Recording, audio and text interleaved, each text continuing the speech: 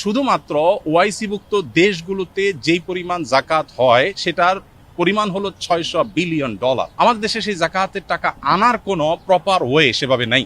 গতকাল মূলত রাতে আমাকে মাননীয় প্রধানমন্ত্রীর পক্ষ থেকে আমন্ত্রণ জানানো হয়েছে যে জাকাত কিভাবে আরো ইফেক্টিভলি বন্টন করা যায়।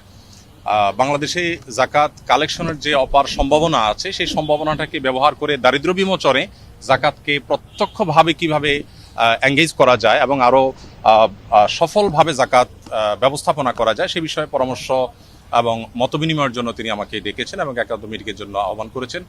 তো আমরা যেহেতু আপনারা জানেন আসুন্না ফাউন্ডেশনের মাধ্যমে আমরা জাকাত নিয়ে কাজ করে থাকি বিগত 6-7 বছর যাবত, এবং শুধু গত 1 বছরের হিসেব অনুযায়ী আমাদের মাত্র 13 কোটি টাকা খরচ করে আমরা 2100 বেকার তরুণ তরুণীকে আমরা পৃথকভাবে স্কিল ডেভেলপমেন্টমূলক প্রশিক্ষণ দিয়ে তাদেরকে আমরা কর্মসংস্থানের ব্যবস্থা করে দিয়েছি।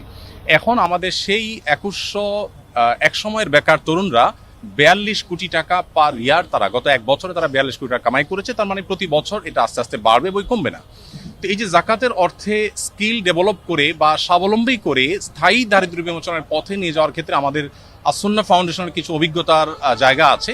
সেই জায়গা থেকে আমরা কিছু পরামর্শ, কিছু মত আমরা দেওয়ার চেষ্টা করছি মাননীয় প্রধানমন্ত্রীকে, এবং সেই মতগুলো তিনি শুনে তিনি খুবই খুশি হলেন এবং তিনি আমাদেরকে মাননীয় মন্ত্রী ধর্মমন্ত্রী মহোদয়কে এবং অন্যদেরকে সংশ্লিষ্টদেরকে নির্দেশ দিয়েছেন যে যেন জাকাত নিয়ে সরকারের জায়গা থেকে আরো ইফেক্টিভলি কিভাবে জাকাত বন্টনকে আরো সুশৃঙ্খলভাবে করা যায় এবং আরো ইফেক্টিভলি করা যায় সেই সম্ভাবনাগুলোকে খুঁজে বের করার জন্য তিনি নির্দেশ দিয়েছেন।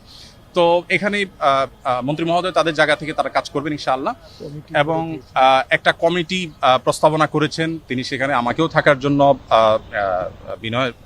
নির্দেশ দিয়েছেন, অনুরোধ করেছেন। আমি ওনাকে বিনয়ের সাথে যদিও বলেছি যে এখানে বেতন খতিব আছেন, আরো অনেকে আছেন, তারপরেও তার একান্ত অনুরোধে ইনশাআল্লাহ আমি হয়তো থাকার চেষ্টা করব। দিন শেষে মূলত আমি আমার জায়গা থেকে যে প্রস্তাবনাটা দিয়েছি সেটা হলো যে এখন যেভাবে মানুষ যার যার মতো জাকাত দিচ্ছে এটা তো আছেই, এর পাশাপাশি চ্যারিটি প্রতিষ্ঠানগুলো যারা জাকাত কালেক্ট করছে তাদেরকে যদি একটা রেগুলেটরি জায়গা থেকে গভর্নমেন্ট যদি কিছু পলিসি করে দেয় এবং কে কতটা ইফেক্টিভলি কাজ করছে এটা একটা কম্পিটিশন যদি তৈরি করে দেয়, শুধুমাত্র ওআইসিভুক্ত দেশগুলোতে যেই পরিমাণ জাকাত হয় সেটার পরিমাণ হলো $600 বিলিয়ন, 45 লক্ষ কোটি টাকা পার ইয়ার শুধুমাত্র ওআইসিভুক্ত দেশগুলোতে জাকাত হয়। আমাদের দেশে সেই জাকাতের টাকা আনার কোনো প্রপার ওয়ে সেভাবে নাই।